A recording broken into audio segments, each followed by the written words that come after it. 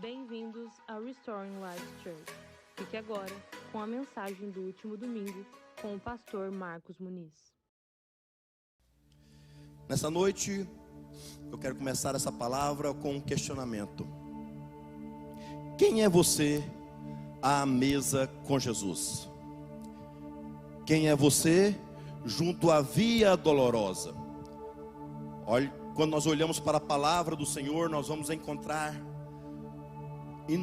uma enorme quantidade de nomes conhecidos, homens e mulheres lendários, que escreveram a sua história na palavra do Senhor, por coisas que fizeram. Mas antes vamos orar ao Senhor nessa noite. Pai, mais uma vez, nós estamos diante da Tua presença e diante da Tua maravilhosa palavra. Ela já é fiel, ela já age, ela já tem poder em si. Mas nessa noite, prepara os nossos corações para recebermos aquilo que o Senhor quer falar aos nossos corações. E quanto a mim, Pai querido, não passo de um mero carteiro, que venham trazer uma carta dos céus para a Tua igreja, no nome de Jesus, amém.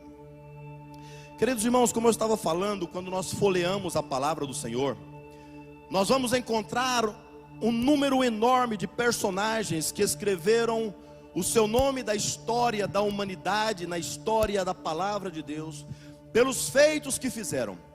Homens dos quais nós passamos tempos e tempos estudando, aprendendo o que motivou esses homens a realizar o que eles realizaram, o que motivou esses homens a fazer o que eles fizeram, o que levou Abraão a sacrificar o seu filho, o que levou Jacó a fugir do seu irmão, o que levou Josué a derrubar a muralha pelo poder de Deus, o que levou os discípulos a serem seguidores de Jesus.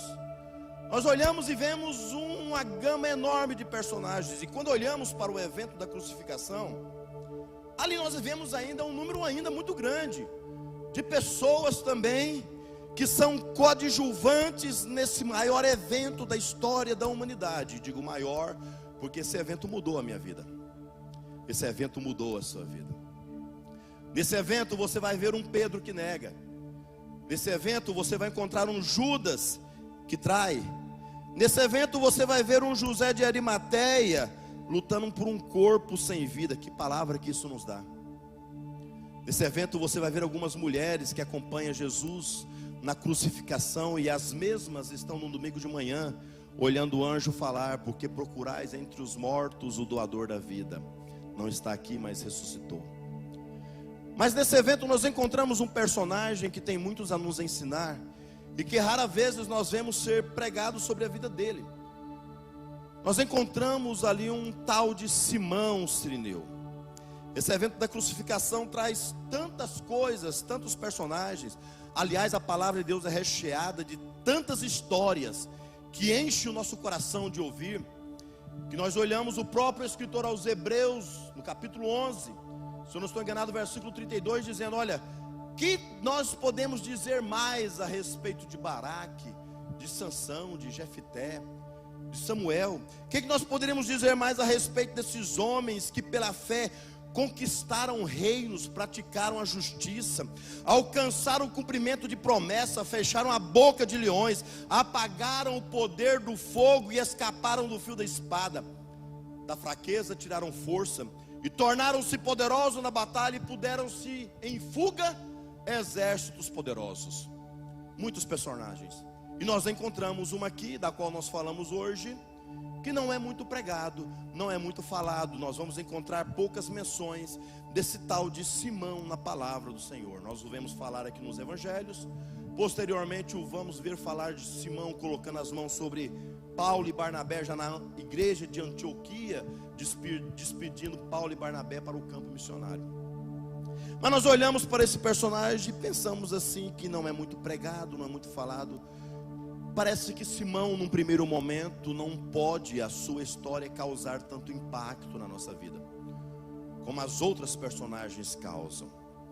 Mas através da participação da história de Simão, sendo inserido na história de Jesus Cristo, nós somos levados, meus irmãos, a uma gama de questionamento muito grande sobre a nossa vida, sobre o nosso ministério, sobre o que nós estamos fazendo para o Senhor, sobre como nós estamos vivendo.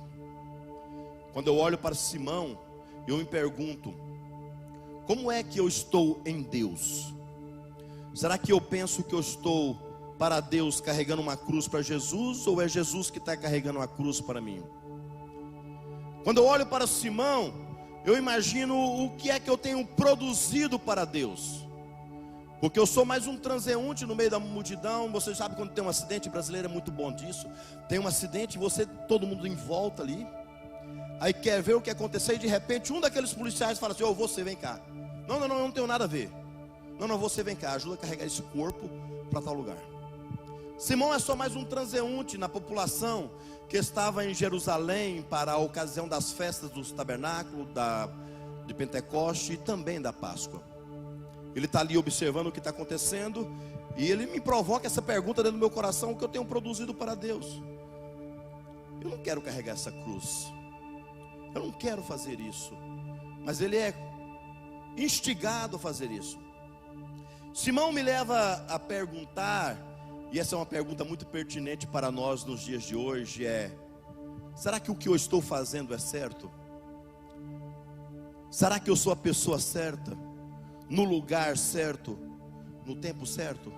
Quantas vezes nós nos encontramos na encruzilhada da vida fazendo essa pergunta: será que eu estou no lugar certo, na cidade certa, na igreja certa, no chamado certo, fazendo o que é certo, com as pessoas que são certas? Quantas vezes nós nos encontramos assim?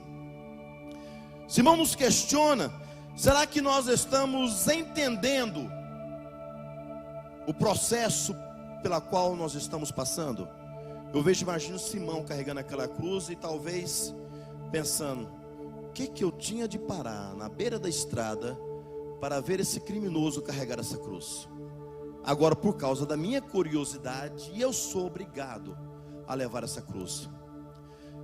Entender os processos pelo qual nós passamos e entender aonde esses processos irão nos levar. Entender a validade de cada processo, entender a humilhação, entender o quebrantamento, entender às vezes a autoridade dos outros sendo subjugada sobre as nossas vidas, e entender que não existe nenhum propósito que esteja fora do controle de Deus. Até quando nós olhamos para um personagem como Simão, que poucas vezes é citado, nós vemos a grande e poderosa mão de Deus no controle da história da vida do ser humano. Você pode dar um glória a Deus por isso? Deus está no controle da sua vida, Deus está no controle dos seus negócios, Deus está no controle dos seus relacionamentos. Às vezes você não entende o porquê disso ou o porquê daquilo, você não entende o processo, mas de uma coisa eu sei: o meu Deus, Ele está no controle de todas as coisas, e eu sei que Ele vai fazer convergir o que eu estou passando para um momento indizível de vitória na minha vida. Entender a vida de Simão, querida e amada igreja, é entender que nem sempre as escolhas de Deus, elas são motivadas pela aparência ou por aquilo que nós pensamos ser importante. É difícil não citar, quando se fala de aparência, citar o processo da coroação, o processo da unção do rei Davi.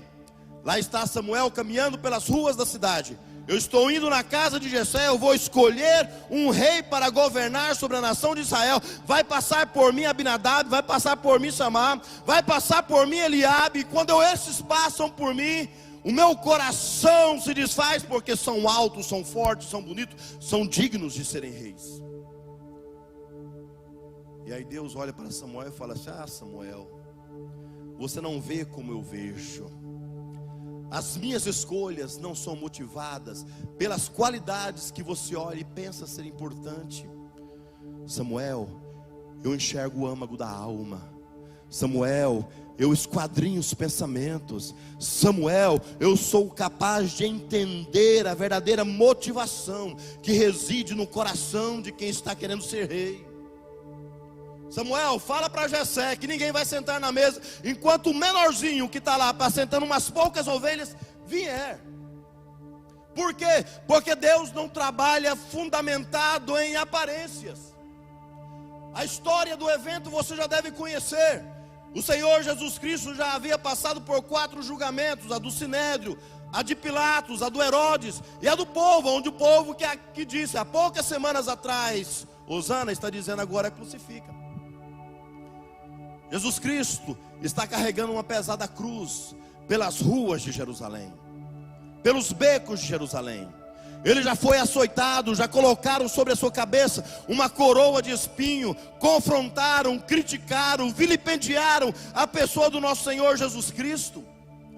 Tem uns poucos discípulos que restaram, entre eles João, e as mulheres estão seguindo de longe com corações despedaçados, destruídos, vendo o seu Salvador carregando aquela pesada cruz.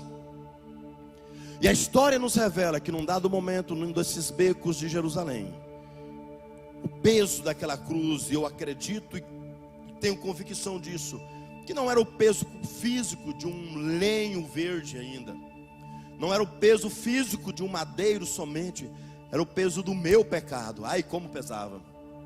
Era o peso do seu pecado, e como pesa! Era o peso do pecado de milhões e bilhões de pessoas que já existiram, que existe e que ainda vai existir. Num dado momento ele não aguenta e sucumbe diante daquele peso e cai. Ele cai diante daquele peso. Olha só o que parece ser extremamente paradoxal, e Deus está nos ensinando algo tremendo aqui.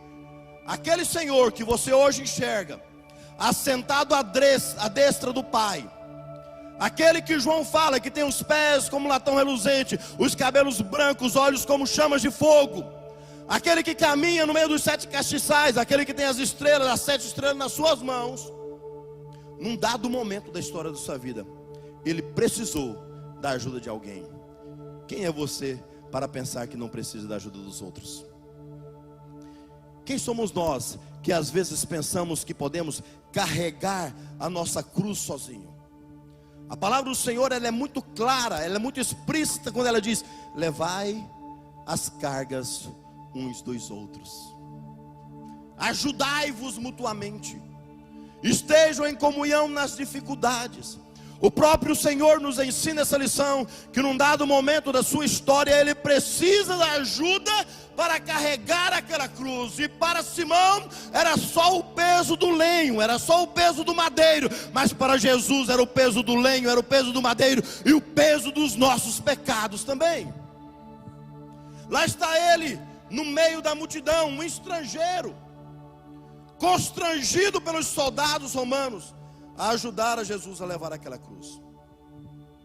Para Simão, semelhante a nós também, quando nós entramos em lutas, em adversidades, quando nós trilhamos caminhos que não conseguimos trilhar, que não queremos trilhar, não faz sentido aquele processo, não faz sentido ele ser escolhido.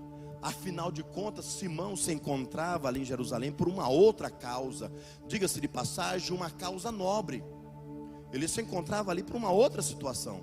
Mas nesse momento os soldados olham para ele e falam: olha aqui, vem cá curioso, ajude ele a levar a cruz.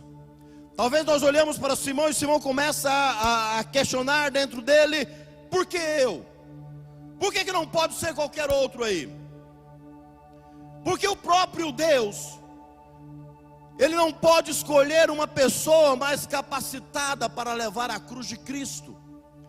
Tem que ser um oriundo de Cirene, ali no norte da África, de uma cidadezinha entre Cartago e Alexandria, uma cidade sem expressão, um homem de cor, um prosélito que estava naquela ocasião para passar a festa da Páscoa em Jerusalém.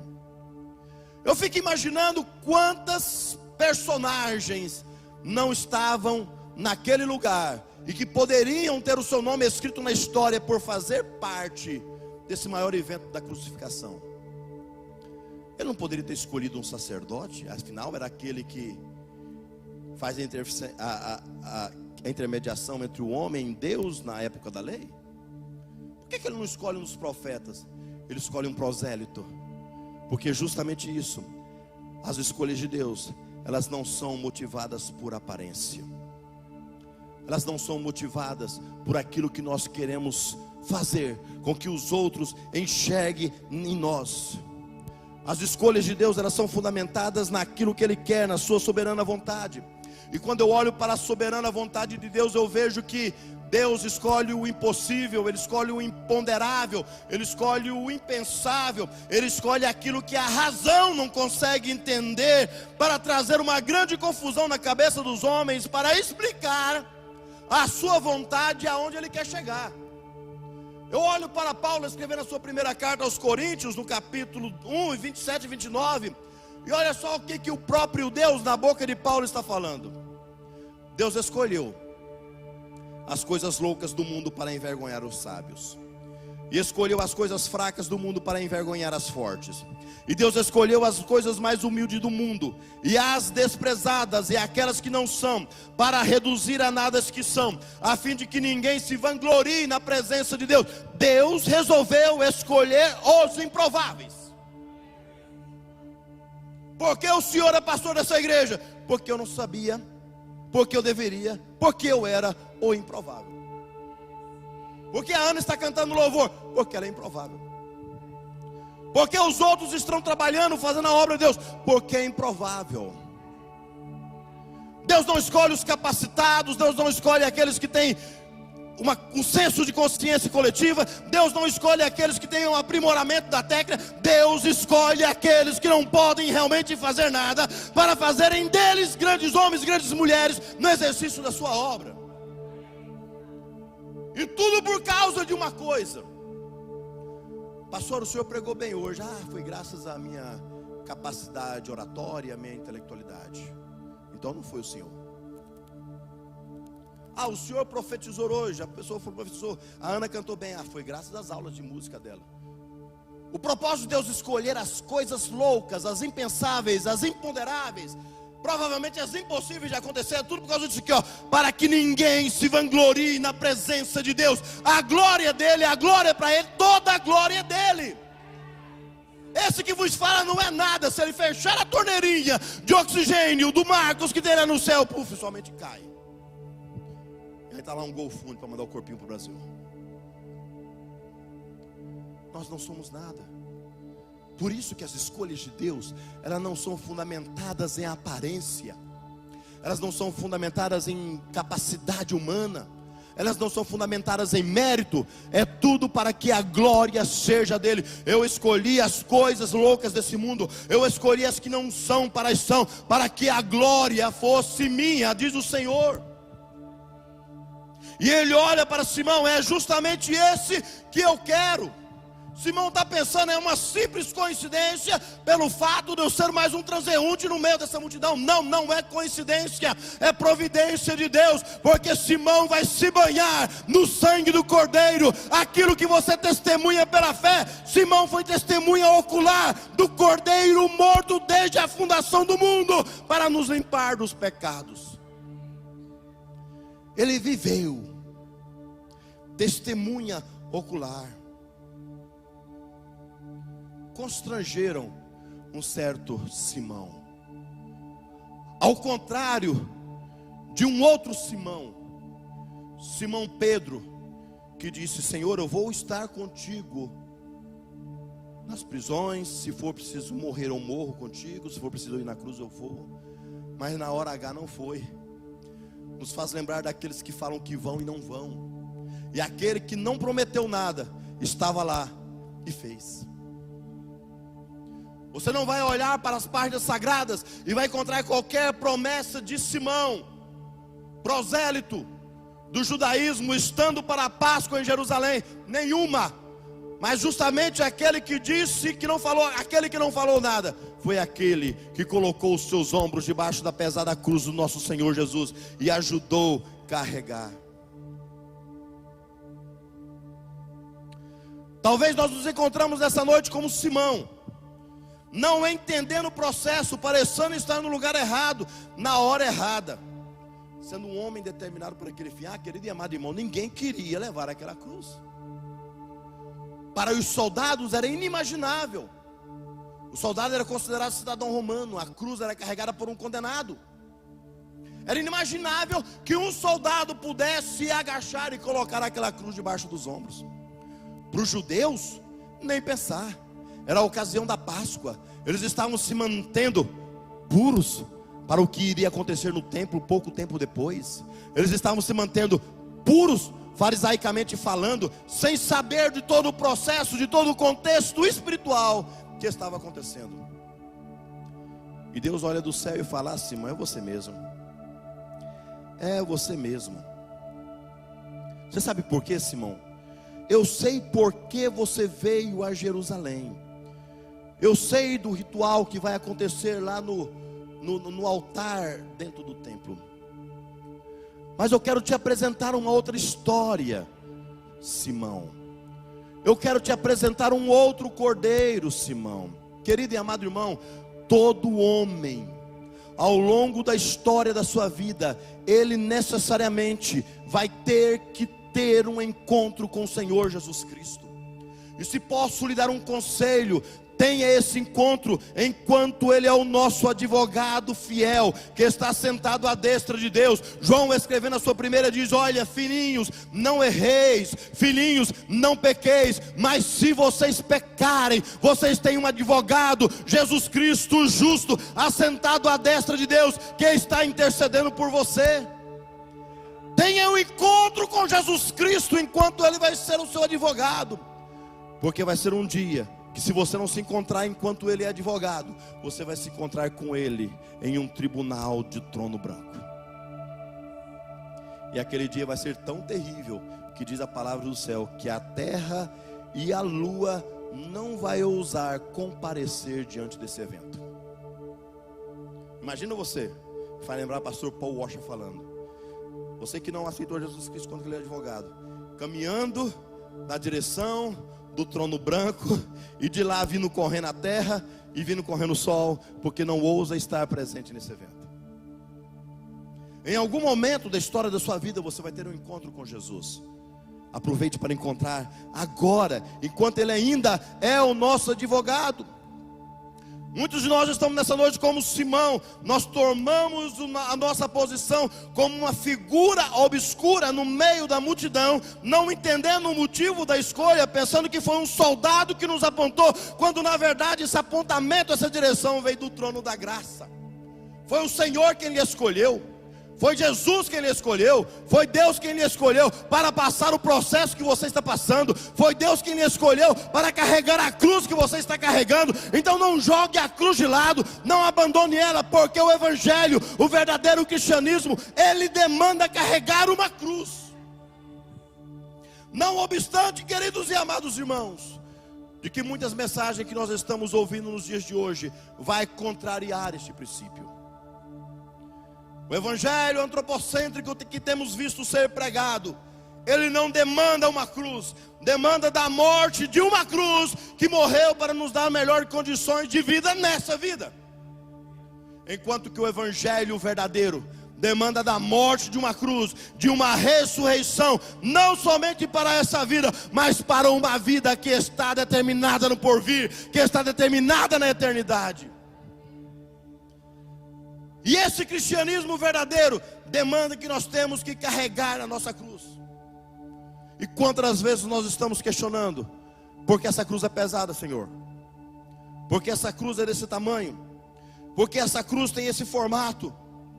Simão, querido e amado irmão, ele não obstante de começar a sentir o peso da cruz, ele começa também, há uma interação poderosa naquela atitude. Carregando, Simão vai deixar marcas dele naquela cruz, mas em compensação ele vai carregar na sua vida marcas daquela cruz na sua vida. Eu olho para Simão, que não entende o processo, e parece que vejo agora o Simão Pedro, que negou a Jesus Cristo, depois de receber o batismo com o Espírito Santo, depois de pregar para 3.000 almas, escrevendo a sua carta dizendo assim: alegrai-vos, alegrai-vos, alegrai-vos na medida em que sois coparticipantes do sofrimento de Cristo. Simão, eu não estou entendendo. É Simão perguntando para Simão: eu não estou entendendo por que eu estou carregando essa cruz. E Simão Pedro, depois de ser cheio do Espírito Santo, dizendo: olha, alegrai-vos na medida em que você é coparticipante desse sofrimento. E Simão perguntando: por quê? Porque também na revelação da sua glória vocês também se alegrarão e se exultarão. Em outras palavras, você está comigo no Calvário, você está parecendo o que eu estou parecendo, está sofrendo o que eu estou sofrendo, está carregando a minha cruz. Mas Simão, saiba de uma coisa: naquele dia glorioso, no dia do arrebatamento, você vai estar comigo à direita, tendo direito a todas as prerrogativas que eu conquistei quando eu carreguei esta cruz. Não abandone a sua cruz. Não abandone a sua cruz, não importa o quão pesada ela seja, não importa o formato dela, não importa o quanto as pessoas estão criticando, dizendo: não vale a pena carregar isso e mais, deixa para lá. Não vale a pena mais esse casamento, deixa para lá. Não vale a pena mais esse filho, deixa para lá. Não vale a pena mais esse relacionamento, deixa para lá. Não vale a pena mais esse trabalho, deixa para lá. Não vale a pena mais esse chamado, esse ministério, deixa para lá. Deixa eu te falar uma coisa: não abandone a sua cruz, porque vai chegar um momento em que Deus vai transformar essa cruz em um peso excelente de glória. Vai chegar um momento que Ele vai transformar essa cruz em uma coroa de glória. Vai chegar um momento que Ele vai transformar esses momentos de luz em uma eternidade de glória. Mas não abandone a sua cruz. Simão questionando: eu vim aqui por causa de outra coisa, não era por causa disso. Flávio Joséfo narra a história de Simão com muitas particularidades. Oriundo de Cirene, aonde 6 séculos antes de Cristo, Ptolomeu, um dos generais, depois do Império Grego Macedônico, leva para aquela comunidade ali no norte da África, um grupo de judeus, está disperso, não tem terra, leva para lá. E lá os judeus fazem judaizantes, e lá os judeus tornam prosélitos, entre eles, na cidade de Cirene, um chamado Simão. Simão, como um bom judeu, ele vai a Jerusalém. E ele vai para Jerusalém para participar das festas do tabernáculo, do Pentecoste. Ele vai ali para participar da festa da Páscoa. Só que quando ele chega em Jerusalém, eles estão matando o nosso Senhor Jesus Cristo. Ele é forçado a levar a sua cruz, e levando a sua cruz, talvez ele comece a questionar: por que eu? Eu vim aqui por causa de outra coisa. Essa ocasião da Páscoa era uma ocasião muito especial, onde os homens, todos os homens, se vestiam de linho fino. Eles iam para o templo, e ali no templo o sacerdote pegava o cordeiro, cortava a sua jugular, segurava o cordeiro pelas pernas traseiras e saía derramando o sangue ao redor do tabernáculo, ao redor do altar. Depois, quando o sangue estava quase espargido, eles pegavam uma planta chamada hisopo, que parecia uma esponja, e pegava aquela planta e molhava com o sangue do altar. E começava a jogar naqueles que estavam vendo o sacrifício. O sonho de qualquer homem que estava presente naquele ritual era receber alguma gotícula de sangue no seu linho fino, para poder voltar para casa, pegar aquela túnica branca e guardar como sinal de um grande troféu: eu recebi uma gota do cordeiro que foi sacrificado naquele lugar. Mas Simão agora está sujo de sangue de um homem. Simão não pode entrar no templo, a sua túnica não está branca. Simão não pode entrar mais agora, porque ele se envolveu em carregar a cruz de um condenado. Simão, olha, eu queria participar daquele ritual, e eu estou sendo obrigado a participar desse ritual aqui. Querido, eu quero te convidar nessa noite a esquecer o ritual da religiosidade que te motivou a estar aqui nessa noite, para participar do verdadeiro ritual que transforma o teu caráter, que transforma a tua alma e que te leva a ser verdadeiramente filho de Deus. Nós não somos salvos por rituais, nós somos salvos por comunhão. Nós não somos salvos por liturgias religiosas, nós somos salvos por intimidade com o Cordeiro. Eu não posso mais, Simão talvez balbuciando, agonizando por dentro, gemendo, vendo os outros homens, prosélitos igual ele, ou judeus natos mesmo, caminhando pelas ruas de Jerusalém, enquanto ele carregava a cruz de Cristo. Os outros indo para o templo ver o sacrifício. O objetivo de Simão era ter uma gotinha do sangue daqueles cordeiros, animais, na sua túnica branca. E Deus havia reservado para ele o sangue do verdadeiro Cordeiro de Deus, que tira o pecado do mundo. Talvez você não entenda o processo que você está passando. Eu gostaria de te convidar para se colocar de pé nessa noite. Talvez você não sabe porque o peso dessa cruz. Talvez você, na história da sua vida, você planejou outra coisa, e Deus está te colocando agora para carregar uma cruz que você pensa que é um pouco mais pesada do que as suas forças. Quantas vezes nós estamos como Simão, pensando que nós estamos carregando a cruz de Cristo, e é Cristo que carregou a pesada cruz por nós. Se nessa noite você entrou aqui questionando o porquê do processo, questionando o porquê disso, o porquê daquilo, faça como Simão. Eu não entendo, mas eu sei que Deus está no controle. Vamos louvar, Ana. Eu não entendo, mas eu sei que Deus está no controle. Eu não entendo os motivos da dor, eu não entendo o motivo do desprezo, eu não entendo o motivo da separação, eu não entendo o motivo da solidão, das lutas, das adversidades, que quantas vezes eu entendo. Mas deixa eu te falar, o Senhor Deus que está no controle de todas as coisas, que um dia teve que abandonar Jesus, porque quando Jesus diz: Pai, por que me abandonaste? Ele não te abandona nem um minuto.